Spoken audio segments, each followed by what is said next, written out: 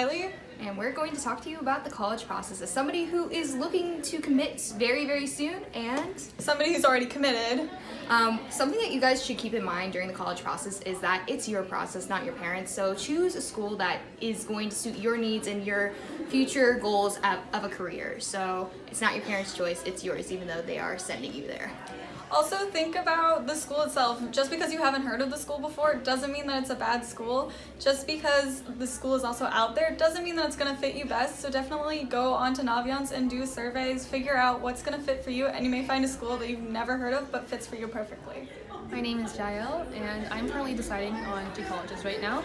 My advice would be to start as early as you can on your college application process, and also stay on top of your grades and study for your AP tests and your standardized tests. Hi, I'm Sophia. Like Jael, I'm also choosing between 2 colleges. My parting advice is basically don't start stressing about college apps or any of that until the 2nd semester of your junior year, because that's really when you start getting the ball rolling. So the less stress that you can add to your plate, the better.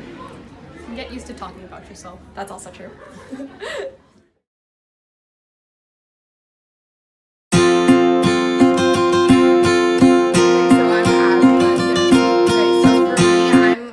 Undecided for my major and my college, but what I like to keep in mind for when deciding it is my own personal goals in life and where I want to go, and like match that up with potential colleges. And I also like to think about like the environment I want to be going into, and just see like potential job options and what I'm personally really interested in. Okay, so for me, I have committed to Pratt Institute, and it's an art school.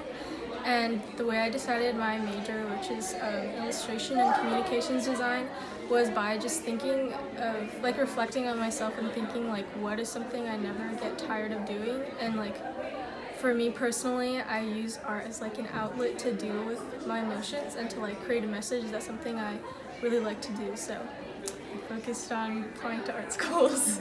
Yeah, okay, cool. Hi, my name is Zizi Khan, and I'm going to be attending UCLA for the pre-psychology major. My name is Lily Johnson, and I'm going to be attending UCI for computer engineering. So how I personally picked to go into psychology was by getting really close to my psych teacher, Miss Burson. So really getting those connections and building those connections with teachers whose classes inspire you will really push you forward in pursuing whatever field you want to pursue.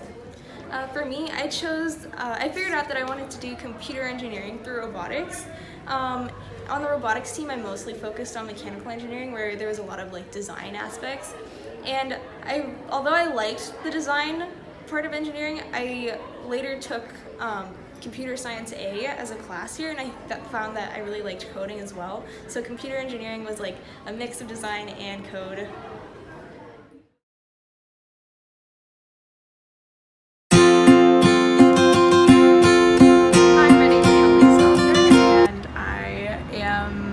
In my process. Hi, I'm Jung, and I am committed to the University of Oregon Clark's Honors College.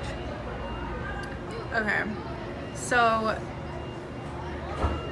my piece of advice here would be, if you can and if you have time over the summer, I would recommend doing Miss Holohan's like mini summer course.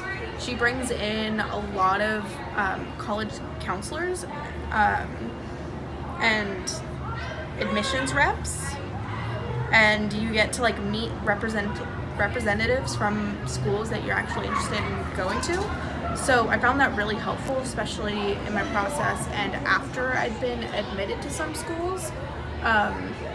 If I had questions either before I submitted the application or after, I could easily reach out to them, say, hey, you met me during summer with Miss Holohan's whatever course, and I was wondering if you could fill me in on information for X, Y, and Z. And I found that really helpful and has like greatly benefited me in my process. Also, I would say really take advantage of the opportunities that arise when college reps are visiting Notre Dame. they'll have like their little questionnaire sessions. Go to those. But before you go, research the school, get a really solid understanding of it, and then go out of your way to ask questions related to your interested majors, social life, etc. Stuff that you can't really get from a website. And also really express like your enthusiasm. Like when you're excited about a school or a class that they offer, your face will light up, like if you truly are excited about it. So, and admissions reps, they really can tell and they can see that. After a questionnaire session with one of the schools I applied to, I introduced myself to the admissions person. I went up, I shook her hand, I said, hey, my name's Annalie Stobner. You guys are one of my top schools. I'm super interested. I really love these programs. I really hope I'll be seeing more of you. And that really stuck with the admissions counselor. And I got my acceptance letter within like the first week that they started accepting people. And I sent emails to her asking further questions. I was like, hey, can you fill me in on this? Or can I visit the school again? When's the best time to visit? Or when can I set up different meetings, etc. Stuff that you still can't like really get for the website, but it's really nice to have more insight into. And I found that to be ultimately the most helpful thing. So really like reach out to those connections and like stand up straight and be confident, because these people are looking for people who are interested. And so if you say like, hey, I'm here for this, I want to be a part of this, they want you to be a part of it too. Well, Annalise covered a lot of things, but I think I would also cover that if you're a first gen kid, I know there's a lot of like stigma and kind of like weird iffiness around like being a first gen. And I know it's like really confusing, but Miss Barbara runs a great first generation to college program, and she literally helped me with everything, because I know that my parents at home can't really help me even though they would love to. So everything I need, I just go to Miss Barbara's, like about financial aid or about anything from editing essays to finding scholarships. So that's just a great resource. So if you're like a first gen kid, and don't be embarrassed that you're a first gen kid. It's really amazing what you're doing, and Miss Barbara will support you and the whole college counseling team as well. I'm Mariana. I'm Sonia. And I've already committed to college. And I'm in the process of deciding, but I'm leaning towards one school. So we have some advice for you. The first thing we want to say is do not try to do so many things just because you think it'll look good for colleges. So don't stretch yourself out too thin, and if you're gonna decide to do an extracurricular, do it because you genuinely love doing it. Otherwise, it won't work out. Yeah, going along with that, I think it's better to have one or two things that you're mostly focused on rather than trying to juggle a lot of extracurricular activities, because it's better to shine in like one or two areas rather than be like mediocre at a bunch of areas. So just try to pick one thing that you're really passionate about and go at it with your full force. Hi, my name is Haley Cornelison, and next year I'll be attending Whitman College.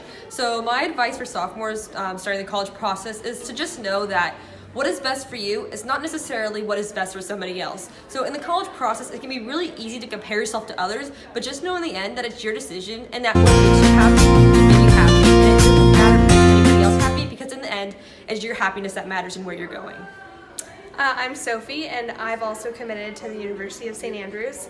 I think my biggest advice for sophomores is to do things that you're interested in, not just because they look good on a college application, because eventually, you know, when you write about something, you want your passion to show through. And plus, just spending your time doing what makes you happy will give you an idea of what you want to major in and what you want to go into, and it just provides a lot of growth and things that are way more helpful than doing things just because they look good for a college application.